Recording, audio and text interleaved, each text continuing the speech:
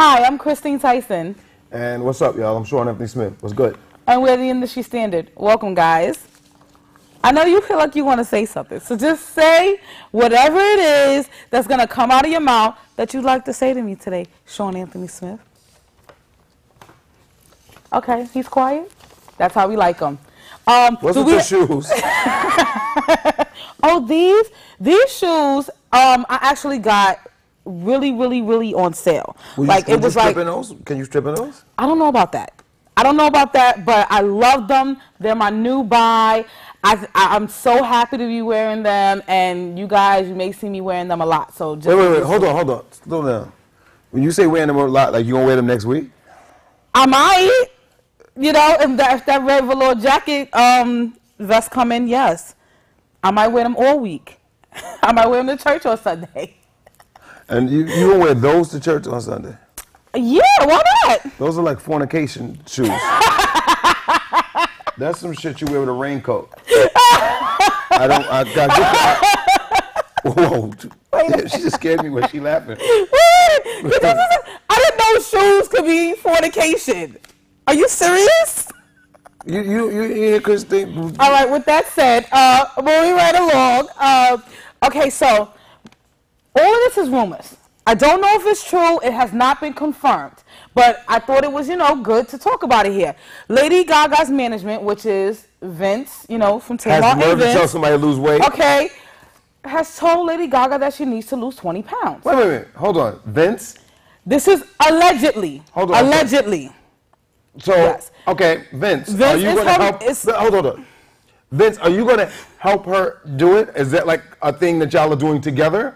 Because you almost died for being the weight that you are, so I don't think you should be giving out any friendly advice. Well, maybe that's why he knows. It takes one to know one. No, but which is real. And not only that, in his defense, he's not touring, he's not running around, he's not looking like that on stage. He can't move. But look at this. Listen. He did not sign up to be the star of a tour and to be exactly. Vince. But down there where you at right now? Wait a minute. Vince did not sign up for this. No. Vince did not sign up for this. Chill out. Christine, stop right now, please. America. Yo, that's fake. No, but what she said. But our producers made this. No, we ain't make that. I mean, that's not the industry standard here. No, because that can't be for real. That is Lady Gaga. Oh, Lady Gaga. She's 25 years old. But think about it. No. To me, I don't feel like she's fat or overweight or even need to lose weight.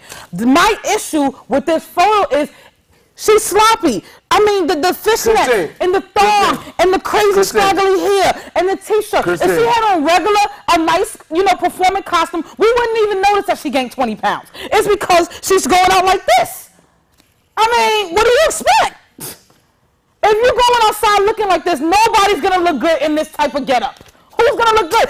The stockings is not only up, it's actually cutting off circulation of her buttocks. Who's going to look good in this outfit? I don't care how tall or thin you are. It's ill-fitting. I don't agree with you. Because I've seen strippers in the same thing like that, and they look good. With half of their butt? Yeah, but that... But she ain't got no butt. So it's strippers got them big, tight booties. She ain't got no booty. Listen. I mean, this is Gaga we talking about. You know what I'm saying? But my issue with Gaga is that she's on a, alcohol diet. She's on an alcohol diet. Where she just drinks alcohol. Oh, I like that one. That's it. That's her diet. Like, she just drinks alcohol. If you think she's going crazy, she's going to be dead before she's 30, ain't she? She looks like she's taking Winehouse's place. I mean, come on, Gaga. I haven't seen Gaga look a mess like this. She looks like she's in trouble. She got a weed shirt on. Look. Yes, she smokes. She came out and said she'd be smoking that weed. She's on a drunk diet. I just don't believe that that's the back of her, yo. That's a joke right there. She says she likes to drink whiskey and stuff while she's, touring and working. If that's her diet. And y'all talk about my Lindsay Lohan, and look at this thing right here. Y'all talk about Lohan. Look at this thing. Well, Lohan is hospitalized. This one is holding up. Because she crashed her car. Oh, really? Now they're saying it's an asthma attack. We're not even going to get on we're going to talk about Lohan later.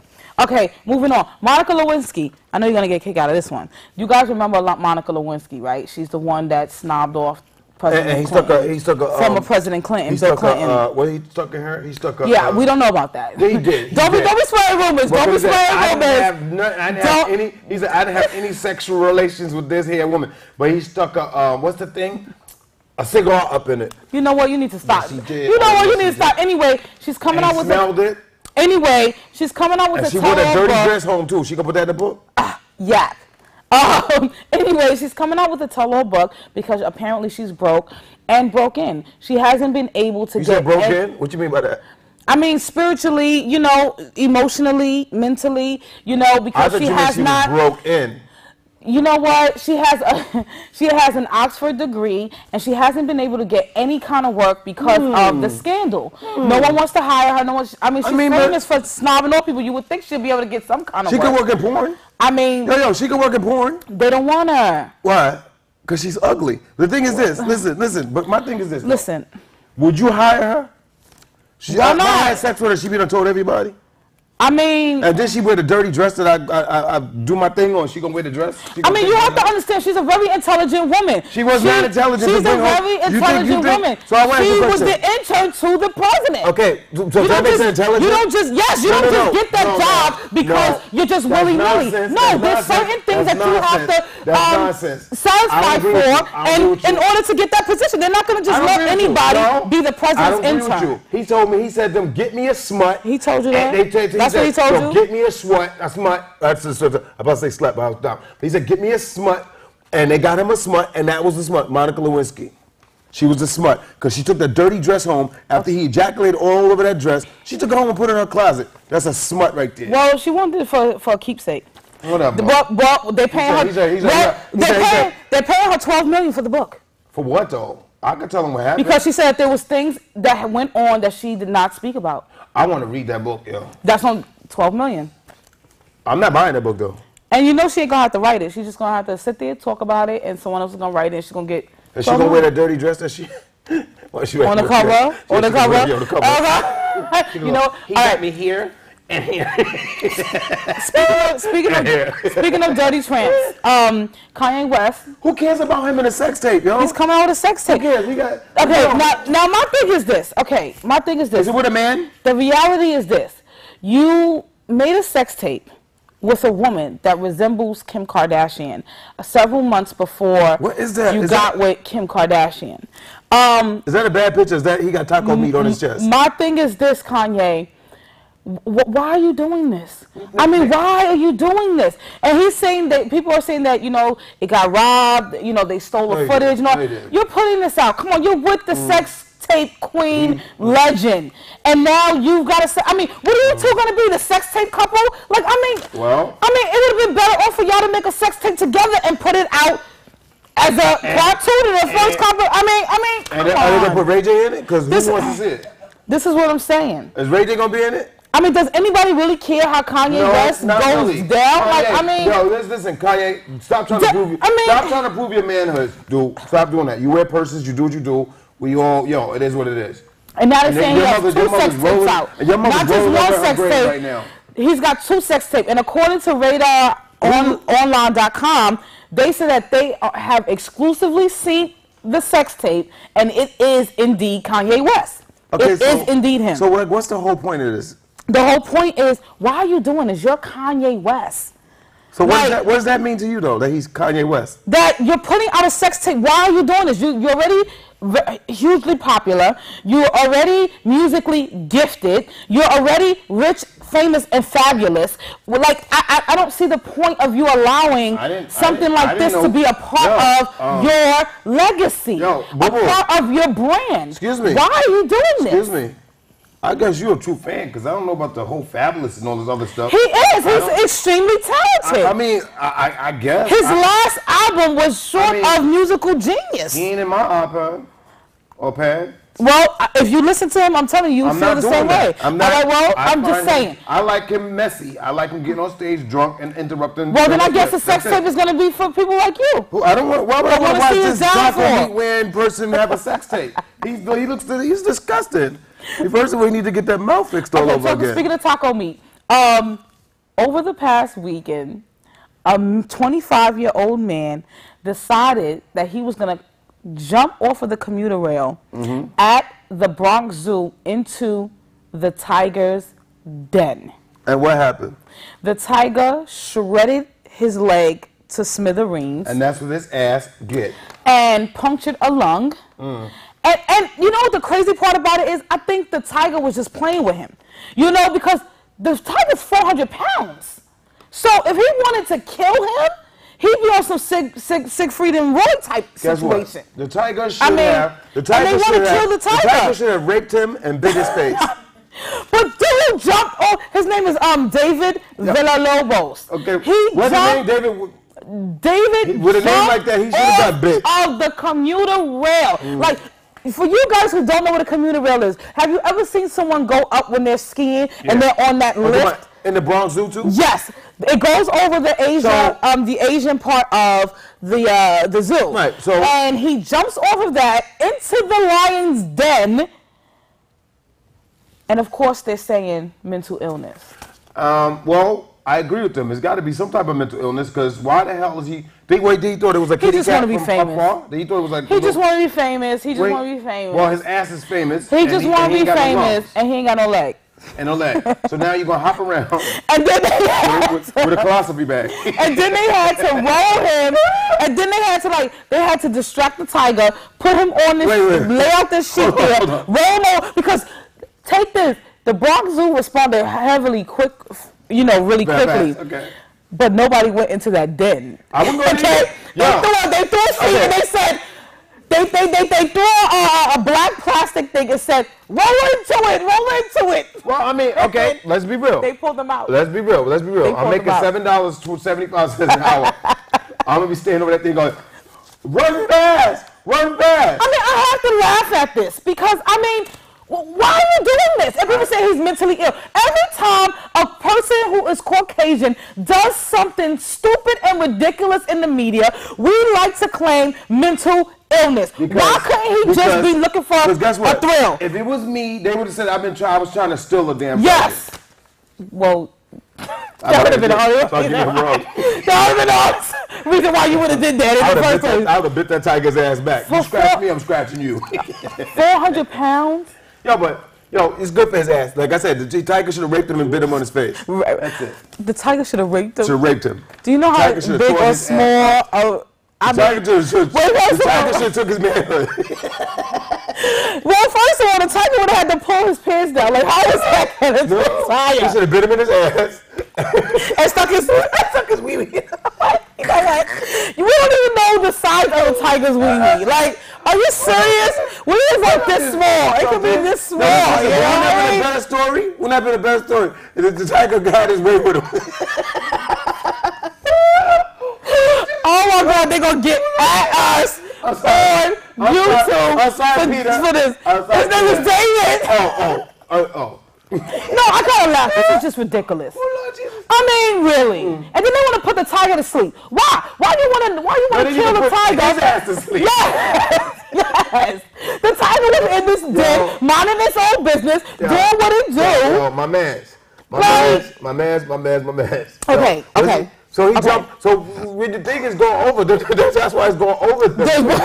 Basically, and not the rule. The damn things, the tiger's thing. This next topic. Let me. Okay. Dina Lohan. Excuse me. Okay, Dina Lohan. Speaking of people who need to be put to sleep. Excuse me. Dina Lohan recently did an interview with Dr. Phil, where he was trying to kind of like talk to her about everything that's going on with Lindsay, their family. None of his business. I don't even know why she was there. But my thing is, why was she there?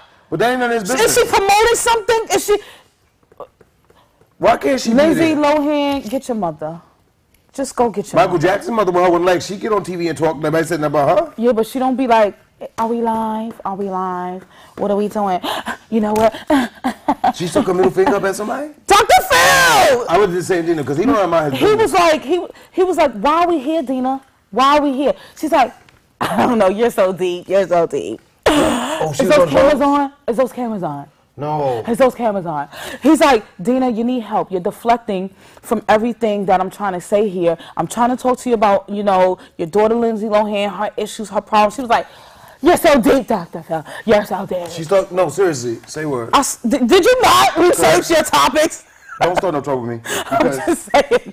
Okay. You know what? We're gonna come back to this. I'm mad. We're gonna come back. We're gonna come back to this because this is. I know he looks like he still has something to say. But right now we're gonna go to a clip. Because you gonna leave Lindsay Lohan alone. Michael Scott, one of our correspondents here on the Industry Standard Talk Lounge, caught up with an actor who's a friend of the show, Alfred E. Rutherford, and we'd like to take you guys to what they had to say, their little time together, and we'll be back.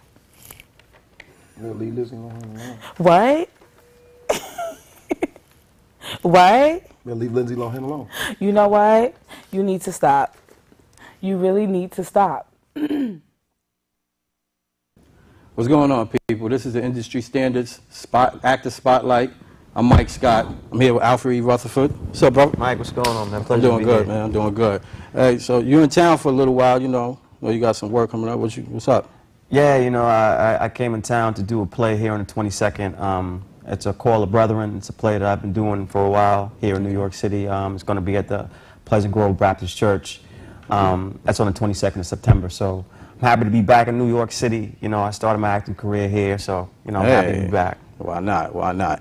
You know, with you being an actor, you know, I'm quite sure the people out there want to know as well. You know, what's some of the inspirations that, you know, made you want to be an actor?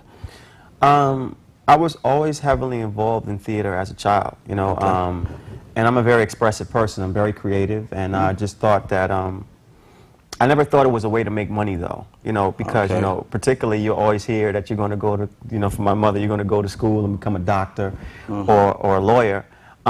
But it's just something that came natural to me. I noticed a lot of my peers will get so frightened when they be on stage, but I couldn't wait to do it.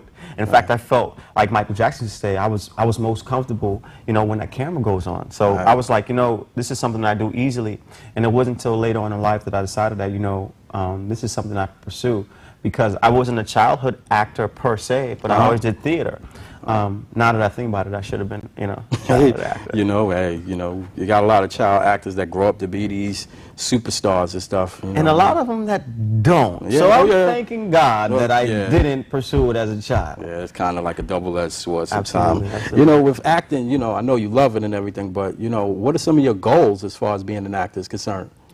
Yeah, and like I said earlier, when we were talking earlier, Mike, and I said that, you know, obviously, you know, from a business standpoint, you know, because people like to start off and they talk artistically. Yes. Obviously, everybody wants to get paid for what they do, especially what they love to do. So, you know, that's the ultimate goal, to get paid for what you love to do. Yeah. But from an artistic, personal standpoint, for me, it's really, and this sounds so cliche, and I know, but it's really about the art. I love what I do. It's something I could do. I could wake up every day and do it. I don't care, you know what I mean? I could go on set and be there every day. 12 hours doesn't matter, and I love doing it. I've worked regular jobs, unlike most artists sometimes who have done things. And I've, you know, we talking about, you know, but I've been at places of work, and I've been there like, this is boring, you know? But I could be on set, and even though being on set is like, hurry up and wait, I'm on set, and I can't wait to go. I'm just like, I can't wait to go. I can't wait to get in. Get the chance to do something you love, man. Absolutely. So it's my passion, and I love pursuing it. Yeah, there's nothing wrong with that, man. Nothing wrong with that. You know, with you being an actor, you know, I know you know a lot of actors. You run into them. Like, who are some of the actors that you would love to work with? Yeah, you know, that's a very good question. It's also very difficult because, you know, I just heard an interesting quote. I was in Harlem, and a gentleman, older gentleman, was saying to me, he was saying that there is a difference, and I know most people don't know this, though. There's a difference between movie stars and actors. You know, it was a famous rivalry going on between two Hollywood females, and one of them said, I think it might have been Betty Davis said to Joan Crawford, or the other way around. Wow. She said to her, she said, you are a movie star, but I am an actress. So, I mean, there's difference, you know. There's some people who can come to Broadway and they do horrible, but you see them on screen and you think they're great. Yeah. But to answer your question, people who inspire me are like Don Cheadle. You know, he does his thing. The obvious one is like, you know, Denzel. My favorite actor is Al Pacino, but Al doesn't do much. You know, his age is so big a difference for me right now. So I don't know, you know, what I do. But I've always said this. The person that I would like to be paired with and matched with would be kind of like in a 48 Hours type setting, or Lethal Weapon, is Leonardo DiCaprio, because I think that I think there's similarities between our abilities.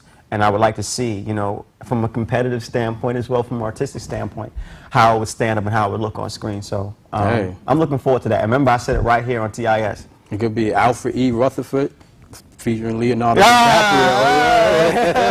Yeah. Don't tell them how much I paid you to say that, but nah, no problem with that. Hey, I noticed like this film you got coming out, In the Balance. Yeah. You know, you played a diverse role, man. Like, you know, you grew hair and stuff. You know, it was real, like, it's a deep role for you.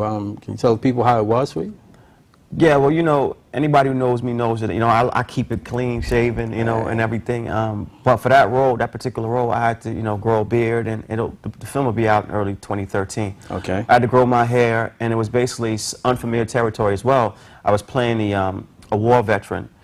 And so what I did was I started to interview the wives of war veterans, war veterans themselves.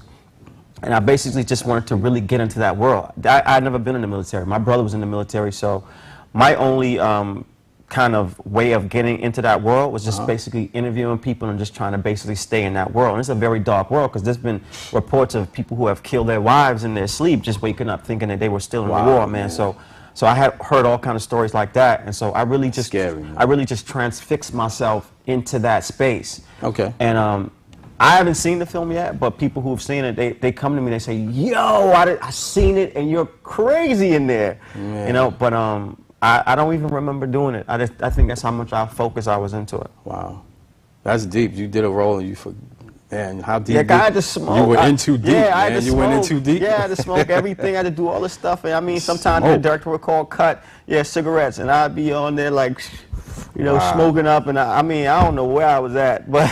That's, you know. that's stepping out of your comfort zone for real. Absolutely, you smoking, absolutely, man. That's crazy. You know, if you weren't into acting though, like right now, what you think you would be doing? In politics. Politics. In politics, absolutely. In fact, that is the career path that I'm going to lead into or segue into once acting is over. Wow. You know, there's always conflicts that goes on with your morality and what you hear about politics. But you know, being a student of political science, you know, I love politics. But more importantly, the community aspect of politics I actually love. So that's definitely going to be something that I'm going to step into in the future. Hey, why not? We could have a President Rutherford. Sounds correct, right? I don't know if I want to be president. You know, like Chris Rock say, nobody want to be president. You know, so I don't know.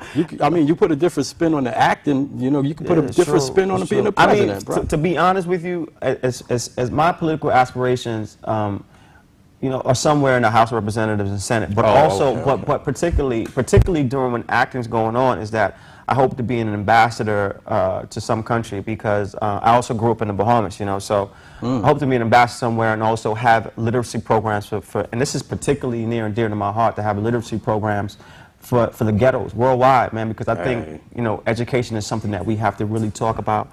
So, you know, I'm really into that. I'm really into, like, you know, programs for feeding the homeless, literacy programs, especially amongst the youth in the black community. So I'm really about that. I hear you. You know, some of the projects you got coming up, from what I'm hearing, is very interesting. I wanted you to speak on, if you feel comfortable now, you know, I want you to speak on some of the projects you got coming up, because one in particular I'm really looking forward to seeing. So I have like a couple of films coming out in 2013. I have something called A Class Reunion that's coming out. Yes. That's a horror/thriller. In the Balance, as you just mentioned. Yes. I have a film that I had to go to an accent coach to, you know, bring out a Nigerian accent. That's called Aza. That's going to come out. Liza Blue. I play an inmate whose name is Devlin. Crazy madness hood type film.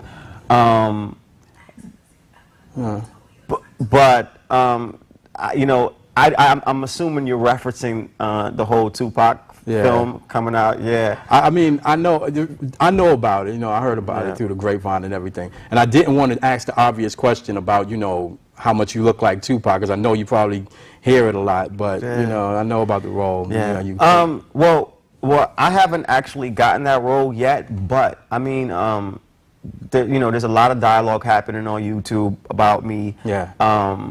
Playing Tupac. You know, my thing about that is this, is that I feel like out of the 6 billion plus people in the world, and most of them being women, this is going to be, you know, a very bold proclamation, but I feel like there's nobody on the planet that could play this role better than me. That's how I feel. I understand that. And I let my performance speak for that. You know, you can go on YouTube and look it up and see that. You know what I mean? Because, you know, people are saying, well, this person should play it or this person should play it. But then at first I wasn't doing anything. I didn't want to even put a video out or none of that. And then a couple of my friends were telling me like, everybody say you scared in the hood to put a Pac video out. So that kind of made me like, okay. So I put a video out and everyone was like, oh my God, like you know, wow. You killed it. You know. Hey, I seen some of the impersonations, like you know, I seen you become him, put it like that, and it was fantastic, man. It's dead on, man. It's dead on. Thank you.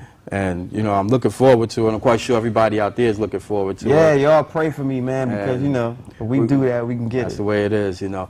Hey. You know, that's our time here right now. Anything you want to learn about Alfred E. Rutherford, you go to TIS Talk Lounge and, you know, look up Alfred and anything else you need on here. Later. Thanks, Al. Hey, guys. Welcome back. So that was Alfred E. Rutherford came by the studio and, you know, checked us out. And so, you know, Mike sat down with him and kind of went into a little bit about what he's doing, what he's into. So I hope you guys enjoyed that. Is there anything that you want to add before we kind of close up in a little bit? Did Alfini say he could be Tupac? Well, honestly, Alfini hasn't really signed on to be a part of the project, but she did sell the script and give the production company, who I don't choose to name at this time, the opportunity to put on the biopic. I mean, that's more that I can say for other biopics out there that ain't even getting authorization from the family. So with that said, I mean, listen, it is what it is. You know, I'm interested in seeing a Tupac film. I was a really huge Tupac fan. I really am. I really am. I really am. You're doing holograms and everything else. The holograms I don't agree with. No. The holograms I don't agree with. Listen to me. But when you have to understand, Tupac was like the first international rapper of our generation. So was LL Cool J. No. Listen, Shawn. When somebody has done something great in our society, it is a compliment. Has he done great?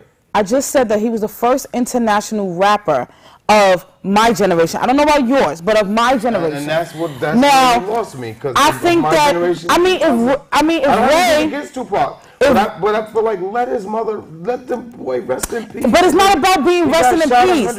Listen, it's not about being resting in peace. He wasn't only a rapper. He was an activist. He was an actor. He was a poet.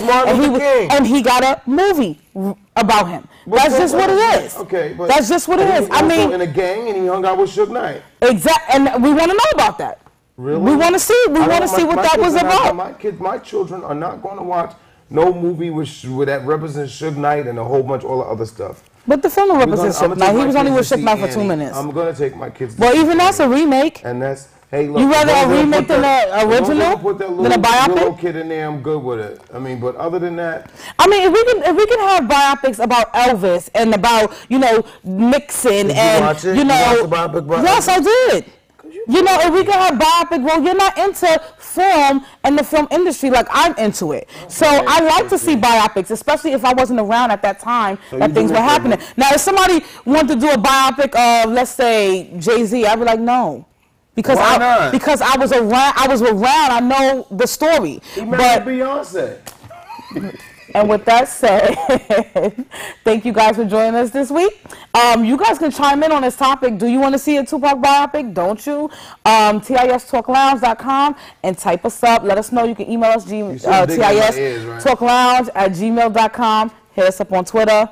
And that's a wrap. Fridays, 8:30 p.m. You know, I mean. It's film. It's supposed to transcend through time. Like, it's music.